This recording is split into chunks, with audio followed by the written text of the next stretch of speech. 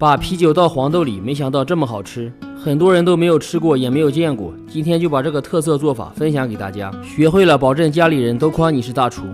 首先盆里加入500克干黄豆，先加水清洗一下，洗掉表面的灰尘。洗干净以后倒出控干水分，接着往里面倒入1瓶啤酒，啤酒是经过发酵的，这样做出来更能突出风味。再加1半水没过黄豆，浸泡1晚上。有一点需要注意，室温超过20度，需要放到冰箱冷藏泡发。第二天早上看一下效果，黄豆已经完全泡好，体积也比原来大了很多。倒出控干水分，再准备一点配料：洋葱半个切成丝，大约50克左右；香菜20克切成段，切好放盘里备用。再准备大料、香叶、桂皮各5克。准备一些青红辣椒切碎剁成末，一共150克，不吃辣的可以不放。再准备30克姜末、50克蒜末，放一起备用。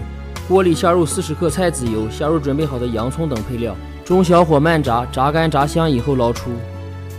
接着把黄豆下锅，小火炒干里面的水分，这个时候能闻到很明显的啤酒香味。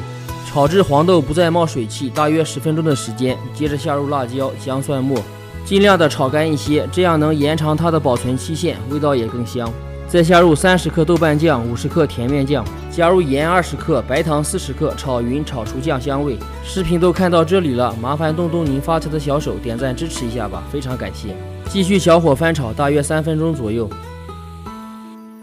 最后撒上一些熟的白芝麻和高度白酒，翻炒一下。啤酒是突出风味，白酒可以延长它的保存期限。炒好以后关火放凉，一份黄豆酱就制作完成。自己做的，干净放心，好吃无添加。用啤酒做出来更是别有一番风味，用来拌面、拌饭、炒菜，味道都非常不错，强烈推荐大家收藏起来试一下。感谢您的关注和支持，我们下期见。